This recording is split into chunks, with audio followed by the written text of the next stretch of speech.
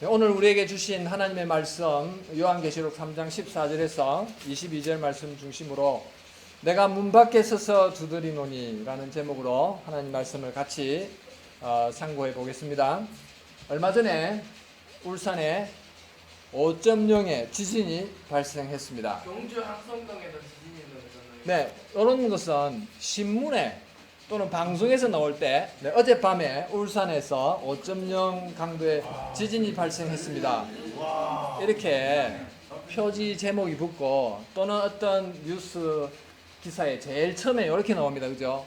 그건 무슨 말이냐면 일단 무엇이 발생했다. 어떤 결과를 먼저 밝혀요. 제일 중요한 걸 먼저 딱 밝혀줍니다. 그리고 나서 이 기사를 쓰는 이 기자들이 그 다음에 뭘 말하냐면 그러면 왜 이런 지진이 발생했는가 또는 왜 화재가 발생했는가 이런 원인을 그 다음에 이야기합니다. 제일 먼저 결과를 말하고 그 다음에 원인을 말하죠. 그러면 울산 지진은 원인은 무엇입니까? 포항 저쪽에 있는 포항에서 몇 킬로입니까? 한 100킬로 정도 떨어진 해저에 단층이 충돌했기 때문에 충돌로 인해서 지진이 발생했습니다. 그 다음에 이렇게 설명하죠. 그 다음은 뭘 이야기할까요? 원인을 이야기하고 난 후에 그 다음은 그러면 앞으로 어떻게 해야 되는가에 관해서 이야기합니다. 자, 그래서 앞으로 이런 지진이 계속 발생할 수 있기 때문에 건물을 지을 때는 고층 건물을 지을 때는 내진 설계를 해야 됩니다. 이런 거. 그 다음에 또는 지진이 갑자기 발생했을 때는 우리가 어떻게 하면 안전하게 대피할 수 있는가? 그죠? 책상 밑에 들어가야 됩니다. 책상 밑으로 맞아죠. 책상 밑으로 들어가야 된다. 이런 안전 수칙을 이제 그 신문 기사 마지막에 이렇게 싣게 되는 것이죠. 원래 좋은 그런 어떤 이런 결과를 이야기하고 그다음에 원인을 밝히고 그다음에 앞으로 어떻게 해결해야 될 것인가 하는 부분을 이런 순으로 이야기를 합니다.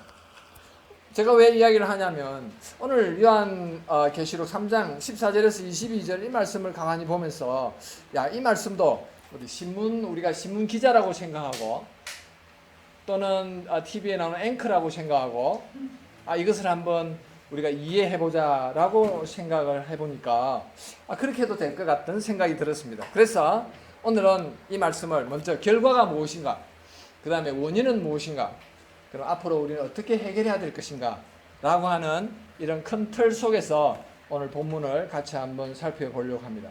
먼저 첫 번째로 결과입니다.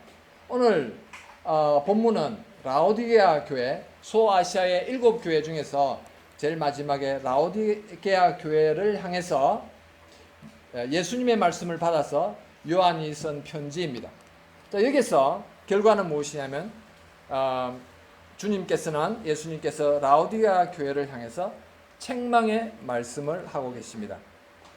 책망했다는 말은 왜 책망했던 이유는 왜 그럴까요? 그게 문제가 심각하기 때문에 책망을 했겠죠. 이 책망의 절정이 무엇이냐면 16절에 따르면 이렇게 주님이 말씀하십니다. 내가 이같이 미지근하여 뜨겁지도 아니하고 차지도 아니하니 내 입에서 너를 토하여 버리리라. 내 입에서 너를 토해 버릴 것이다. 내가 너무 싫다. 다시는 안 보겠다. 마치 이런 심정으로 내 입에서 너를 토하여 버리겠다라고 주님이 엄한 책망을 하고 계십니다. 주님께서 이 라오디게아 교회 사람들이 예수님을 안 믿는 사람들이기 때문에 토하여 버린다는 것이 아닙니다. 라오디게아 교인들은 예수님을 알고 또 예수님을 믿는 사람들입니다. 그런데 예수님이 이렇게 오늘 엄한 책망을 이렇게 하시는 것입니다. 마치 모르는 사람인 것처럼 그렇게 말씀하십니다. 우리는 예수님의 이런 책망의 말씀을 들을 때 혹시 오해할 수가 있습니다. 참 예수님은 냉정하신 분이구나. 그러면 그렇지. 냉정하신 분이야. 내가 예수님 믿어도 날 이렇게 냉정하게 대하시겠지. 이렇게 예수님을 오해할 수 있습니다. 그러나 오늘 예수님께서 이렇게 말씀하시는 것은 예수님께서 당신의 백성들을 정말 미워서 책망하시는 것이 아닙니다. 그들을 사랑하시기 때문에 책망하신다는 것을 우리는 알아야 됩니다. 그래서 오늘 본문 19절에 보면 그 증거가 있는데 뭐라고 말하냐면 예수님이 주님이 사랑하는 라오디게아 교회 교인들을 사랑하기 때문에 책망한다라고 그렇게 이야기해주고 있습니다. 내가 사랑하는 자들이다라고 그렇게 말하는 것이죠. 그 다음에 21절에 보면 이 사람들이 예수 주님의 책망을 듣고 그 다음에 다시 회복의 길에 나서게 되면 주님께서 앞으로 그 사람들에게는 내 보좌에 함께 앉게 해주겠다라는 약속의 말씀을 해주고 있는 것을 보게 됩니다. 그러니까 라오디게아 교인을 정말 미워서 책망하는 것이 아니라 그들을 더욱더 행복하고 더 풍성한 삶으로 인도하기 위해서 책망하고 있다는 것을 우리가 기억해야만 될 것입니다. 어쨌든 중요한 것은 무엇이냐면 내 입에서 너를 토하여 버리라고 그렇게 책망을 오늘 하고 있습니다. 두 번째는 왜 주님께서 이렇게 책망을 하고 계실까요? 그 이유가 또 그 원인이 무엇일까요? 오늘 본문에 보면 그 원인을 15절에 보면 내가 내 행위를 아노니 내가 차지도 아니하고 더웁지도 아니하도다. 내가 차든지 더웁든지 하기를 원하노라 라고 그 이유를 밝히고 있습니다.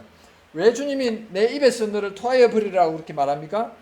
그 말은 이 라오디게아 교인들이 그들의 행위에 있어서 신앙이 너무 미지근한 신앙이라는 것입니다. 이것도 아니고 그리고 저것도 아니고 믿는 사람 같기도 한데 또 어찌 보면 안 믿는 사람 같기도 하고 주님을 향한 뜨거운 사랑 또 어떤 뜨거운 열정이 그들의 행위 속에서 도무지 보이지 아니한다고 하는 것입니다. 그들의 영적인 면에 있어서나 또 그들의 정신적인 면에 있어서나 또 그들의 마음의 생각에 있어서나 또는 육체적인 행위에 있어서나 열의가 없다. 무관심하다. 그들의 생각은 어딘가 딴 데 가 있는 것 같다는 것입니다. 너무 신앙생활이 미지근하다. 그래서 주님께서 내 입에서 너를 토하여 버리리라. 나는 너와 같은 자식을, 나는 너와 같은 백성을 두지 않았는데 도대체 너는 어디에서 태어났니? 어디에서 왔니? 라고 주님이 말씀하시는 것입니다. 더 심각한 사실은 무엇이냐면 이 라오디게아 교인들이 자기들의 신앙이 미지근하다고 하는 것, 또 주님이 굉장히 이렇게 감당하기 힘든 그런 삶을 살고 있다는 그 자체를 모르고 있다는 것입니다.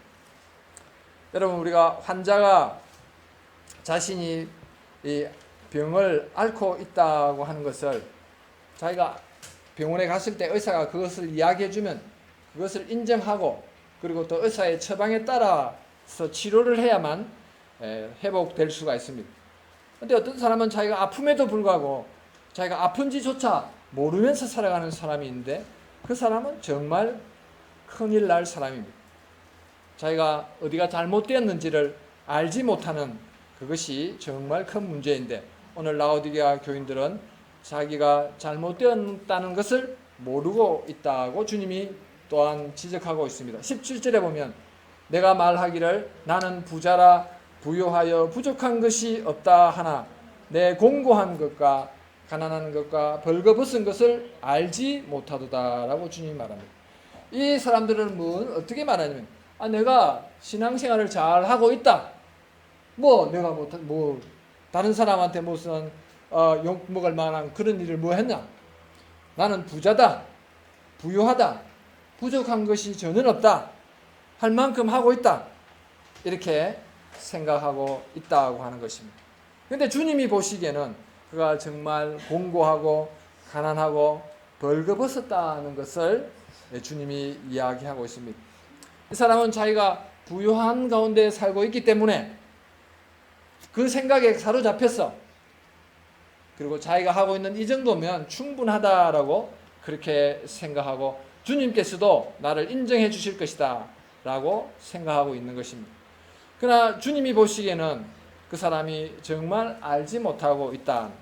참된 자기의 실상을 정확하게 보고 있지 못하다는 것입니다. 그래서 그가 공고하고 가난하고 벌거벗은 상태에 있다고 주님이 이야기를 하고 있습니다.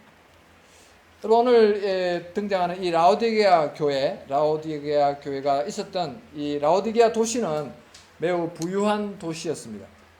이 소아시아의 유명한 도시 중에 하나로서 이 소아시아를 관통하는 세 개의 큰 도로가 이 라오디게아를 통과하고 있었습니다.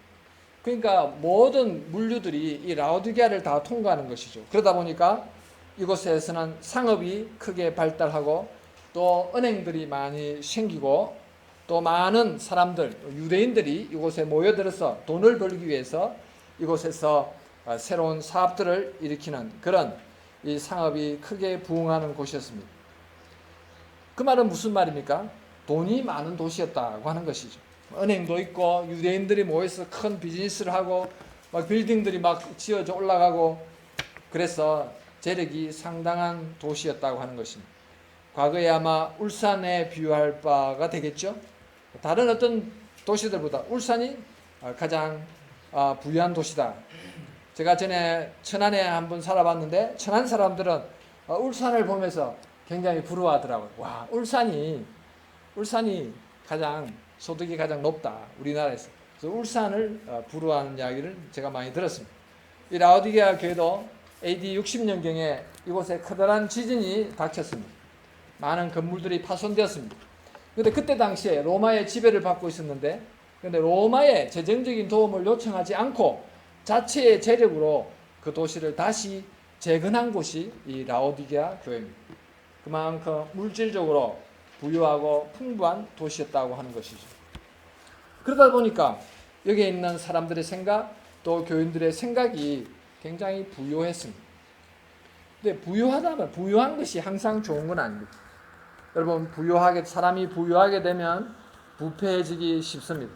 인간성이 안 좋아지기 쉽습니다. 돈이 많으면 그걸 간수하고 잘 지키기 위해서 여러분 담도 높이 쳐야 되죠. 철조망도 또 엮어야 되죠. 그러니까 삶이 굉장히 각박해집니다. 밤에 잠을 잘 때도 단잠을 푹 못 잡니다. 혹시 밤사이에 누가 들어오면 어떻게 하나 늘 걱정이 되는 것이죠. 생각이 주님에게 가는 것보다는 이 세상에 갑니다. 그리고 어떻게 하면 한 푼이라도 더 벌까? 이 생각에 사람이 빠지다 보면 영혼이 피폐해지고 마음과 삶이 미지근한 삶으로 변하게 되는 것입니다. 가난한 사람들에 대해서 그들이 책임져야 될 그 책임의식이 없어지게 되는 것입니다. 배가 부르다 보면 또 내가 가진 이 부를 잘 지키려면 진리를 추구하면서 살 수가 없습니다. 정의를 외치면서 살 수가 없습니다. 내가 가지고 있는 이 부유를 잘 간수하기 위해서는 적당하게 타협하면서 살아야 되는 것입니다.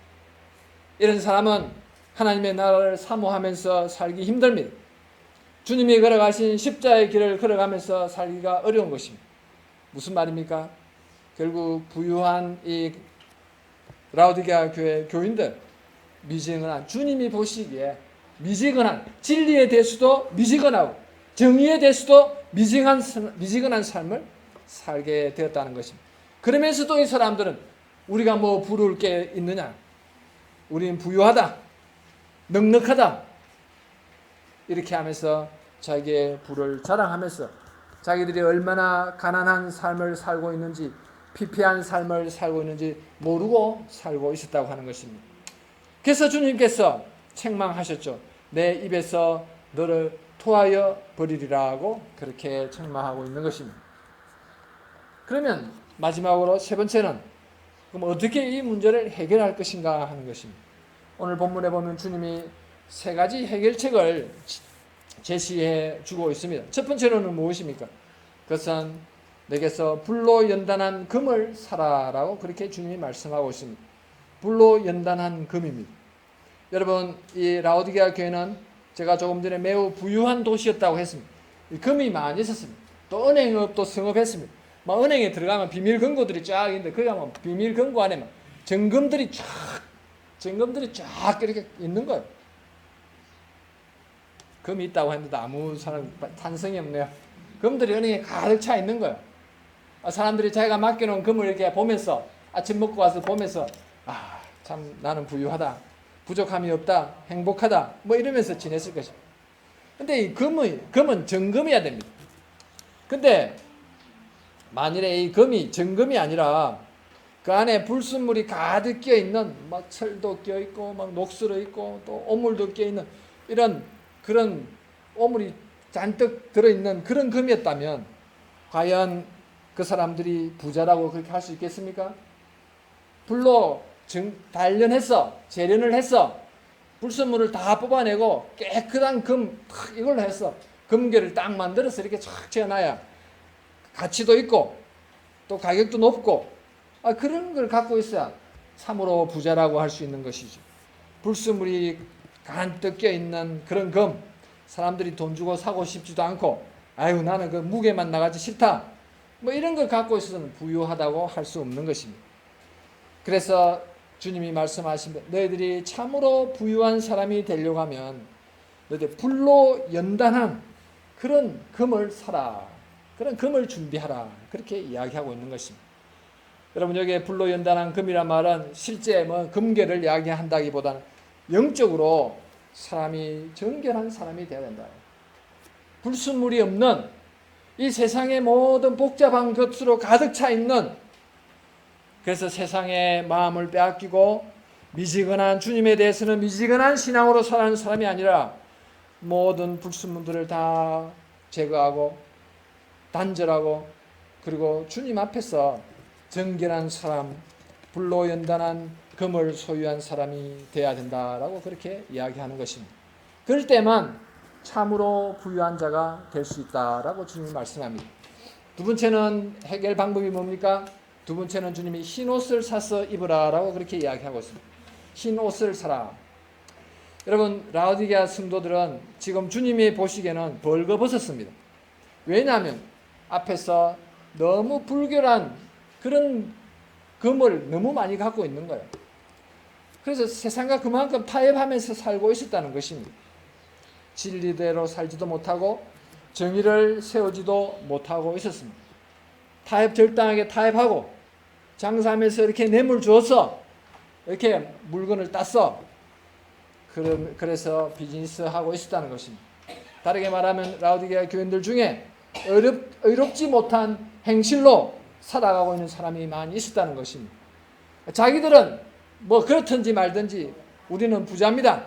내가 돈 많이 벌어서 이렇게 모피 코트 이렇게 입고 이렇게 사니 얼마나 대단합니까? 이렇게 할지 몰라도 주님이 보시기에 얘야 너가 옷을 입었느냐? 너의 모습이 너무 추하다. 마치 벌거벗은 것과 같다. 라고 주님이 지금 그 라오디게아 교인의 부끄러운 모습을 지금 폭로하고 있는 것입니다. 그래서 주님이 말씀하시는 것이 무엇입니까? 너가 옷을 제발 좀 입어라. 어떤 옷입니까? 흰 옷을 입어라. 모든 사람이 보기에 정결하게 보이고 그리고 고상하게 보이는 그 너의 추한 모습을 가려주는 흰 옷을 입어라 라고 그렇게 주님이 말씀하고 있습니다. 세 번째로 방법이 무엇입니까? 안약을 사서 눈에 발라 보게 하라라고 그렇게 이야기하고 있습니다. 여러분 이 라오디게아는 여기는 이 도시는 부유한 도시였습니다. 사람들이 돈이 많았습니다. 돈이 많은 사람들이 관심을 갖는 것이 무엇입니까? 그것은 아플 때에 병원에 가는 겁니다. 오래 살기 위해서. 그래서 이 도시에는 의과 대학이 세워졌습니다. 의학이 발달했습니다. 그래서 그곳에서 좋은 안약들을 많이 개발을 했습니다. 그래서 로마 전역에 안약들을 팔았다라고 그렇게 역사가들은 이야기하고 있습니다. 그래서 만일에 눈병이 나도 걱정이 없었습니다. 왜냐하면 그 좋은 안약들이 많이 개발되어 있었기 때문에 그런 것이죠. 그래서 이 사람들은 육신의 눈은 안약 때문에 자기들이 개발한 안약 때문에 눈은 밝았을지 모릅니다. 그러나 주님이 보시기에 그들의 영적인 눈은 극히 심한 병에 걸려서 제대로 자기가 어느 방향으로 가고 있는지 보지 못하는 눈먼 신자들이었다고 하는 것입니다. 여러분 돈이 많이 있고 금으로 많이 치장하고 그 다음에 흰 옷을 입었다 할지라도 그 사람이 눈이 나빠서 내가 오른쪽으로 가야 되는데 오른쪽으로 가야만 행복한 삶이 보장되는데 정반대 왼쪽을 향해서 걸어가고 있다면 그 사람의 일생은 정말로 공고한 일생이 되게 되는 것입니다. 그래서 주님이 말씀합니다. 안약을 사서 눈에 발라 보게 하라라고 그렇게 이야기하고 있습니다.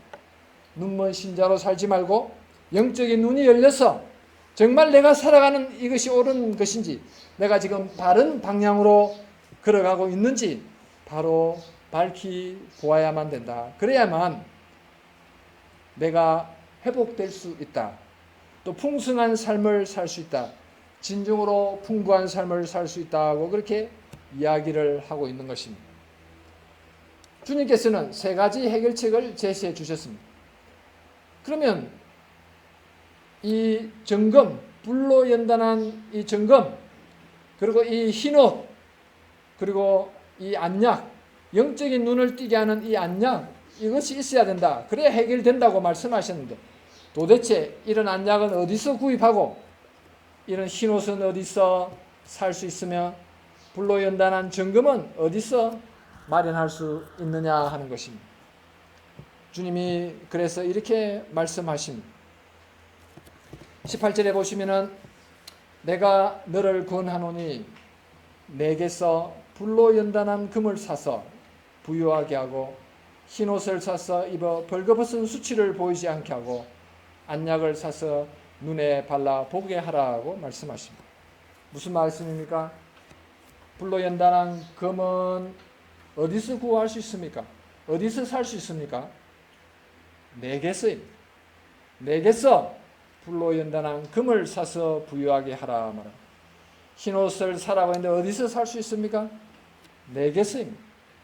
목사에게서가 아니라 예수님에게서, 내게서 흰옷을 사서 입으라고 그렇게 말합니다. 안약을 사서 눈에 발라 보게 하라고 하는데 어디서 그런 안약을 구할 수 있습니까? 내게서입니다. 예수님에게서 그 안약을 사서 눈에 발라 우리의 어두워진 영적인 눈을 뜨게 할 수 있다고 주님이 그렇게 말씀하고 있는 것입니다. 이때까지 라오디게아 교회 교인들은 이것을 잘 몰랐습니다. 그들은 주님에 대해서 깊게 또 주님에 대해서 크게 생각하지 못했습니다. 그냥 예수 믿고 천국 가는 것 그것만 알았습니다. 그 다음부터는 예수님이 그들의 삶과 전혀 관계없었습니다. 예수님을 그들은 그들의 마음의 한 구석에 그냥 버려두고 그들의 마음속에 가장 중심에는 온갖 세상에 있는 외형적인 것, 세상에 있는 좋은 것들, 그것이 그들의 마음을 다 차지하고 있었던 것입니다. 그러면서 이 정도면 잘하고 있는 거야. 내가 돈도 많이 벌고 또 지위도 높고 또 지식도 많고 그래서 내가 교회 헌금도 많이 하고 또 교회 봉사도 많이 하고 사람들이 얼마나 나를 높이 보고 존경하는지 모른다. 그러니 내가 얼마나 신앙생활을 잘하고 있는가라고 생각하는 것입니다. 그러나 주님은 그들이 드리는 헌금에 전혀 관심이 없고 그들이 얼마나 많이 알고 있는 것에 관심이 없고 그들의 지위가 이 세상에서 얼마나 높은 것에 관심이 없습니다.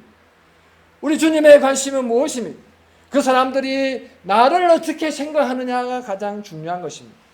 주님에 대해서 그들을 구원해 준 십자가에 달려서 피 흘리시고 그리고 육체를 찢기면서 구원해 준 그들이 나에 대해서 어떻게 생각하고 있느냐가 중요한 것입니다. 정말 주님에 대해서 주님이 나의 모든 것이고 주님이 없는 세상은 아무것도 아닙니다. 주님이 없는 세상은 아무 희망이 없습니다. 제가 사는 유일한 이유는 바로 주님이 계시고 그리고 내가 이 세상에 아무것도 없다 할지라도 주님이 내 마음의 가장 중심에 계시기 때문에 내가 오늘도 살아갈 힘이 있고 그리고 내가 새로워지게 됩니다라고 고백하는 것입니다. 이런 열정, 이런 관심이 없는 사람 주님이 보시기에 너무나 불쌍한 것입니다. 세상에 매여서 세상의 노예로 살면서 새벽 5시부터 밤 새벽 2시, 3시까지 대기업에 들어가도 아침 새벽같이 출근해서 저녁에 자정 땡 쳐야 집에 들어오면 그런 삶을 살면서 세상의 노예로, 돈의 노예로 살면서 내가 참 잘났다라고 생각하는 사람들을 주님이 보시기에 너무나 불쌍한 것입니다. 이 세상에 속한 물질에만 얽매여서 삽니다. 주변에 있는 불쌍한 이웃에 대해서 도움이 필요한 사람들에 대한 관심이 전혀 없으면서, 그리고 앞으로 미래의 삶에 대한 아무 생각도 없이 살면서 이만하면 됐다고 생각하는 그런 사람들을 볼 때 너무나 불쌍한 삶을 살고 있는 것입니다. 그래서 주님이 말씀하신 내게 와서 불로 연단한 금을 사라, 내게 와서 그 흰옷을 사라, 내게 와서 안약을 사서 눈에 발라 보게 하라고 그렇게 말합니다. 사랑하는 여러분, 우리가 주님께 우리가 나아가면 주님께서 우리의 모든 불순물을 다 제거해 주시고 우리를 불로 연단한 정금같이 그렇게 세워주시는 것입니다. 주님께 가면 성령님께서 우리 마음속에서 역사하시고 성령님께서 우리를 통치하시고 우리를 정결케 만들어 주십니다. 주님께 가면 우리가 혹 죄를 범한다 할지라도 주님의 그 보혈의 피로 말미암아 우리의 모든 불의가 다 깨끗해지고 새롭게 의롭다 인정함을 받을 수 있습니다. 주님께 가면 성령님의 역사하심을 받아 우리가 마땅히 가야 할 방향으로, 마땅히 걸어가야 할 인생의 방향으로 목적지를 향해서 걸어갈 수 있는 영적인 눈이 열리게 되는 것입니다. 그래서 주님이 오늘 요한계시록 3장 20절에 우리를 초대하고 있습니다.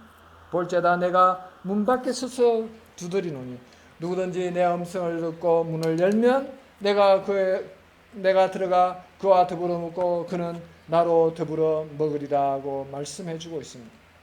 여러분, 여기 주님이 서서 두드린다고 말씀합니다. 여기 서서란 말은 원래 헬라 원어에 보면은 이 현재 완료형으로 되어 있습니다. 무슨 말이냐면 과거에 예수님이 거기 서셨고 그 다음에 지금까지 그곳에 계속해서 서 계셨다라고 하는 것입니다. 이미 오래전에 거기서 서 계셨다는 것입니다. 그 다음에 두드린다라고 하는 이 동사는 현재형으로 사용되고 있습니다. 현재형은, 헬라어의 현재형은 지속적인 행동을 가리킵니다. 주님이 과거에 그 문에 서서 문을 두드리기 시작하셨는데 계속해서 문을 두드리고 계셨다고 하는 것입니다. 사랑하는 여러분, 오늘 주님께서 우리들의 마음 문 밖에서 그곳에 오래전에 서 계셨습니다. 그리고 계속해서 지금도 문을 두드리고 계십니다. 문을 열어서 주님이 들어오시고 우리가 주님께 나아가서 주님으로부터 불로 연단한 금을 받고 그리고 안약을 받고 그리고 흰옷을 살 수 있도록, 흰옷을 공급받을 수 있도록 주님이 우리 마음속에 들어오시려고 하고 계십니다. 여러분은 어떻게 이 주님을 대하고 있습니까? 주님께서 참으로 주님이 보시기에 부유한 자들로 우리를 세우기를 원하십니다. 마지막 때 주님이 앉은 그 자리에 우리가 주님과 함께 앉아서 이 세상을 다스릴 수 있는 그런 권세를 누릴 수 있도록 하시기 위해서 주님이 이 시간 우리의 마음 밖에서 우리에게 노크하고 계십니다. 혹시 지금까지 주님에 대해서 관심이 없고 열의가 없고 온통 다른 것에 관심을 기울이면서 살아온 성도님들이 있습니까? 또 우리의 모습이 또 그런 부분들이 많지 않습니까? 그렇다면 이번 한 주간은 우리의 관심을 주님께 드립시다. 우리의 심령에 다시 주님을 향해서 불붙는 마음이 다시 새롭게 일어날 수 있도록 우리의 마음의 문을 열고 주님을 우리의 심령에 받아들이는 그런 축복이 함께하기를 주님의 이름으로 축원드립니다. 같이 한번 이 말씀을 기억하면서 우리 조그만 목소리로 주님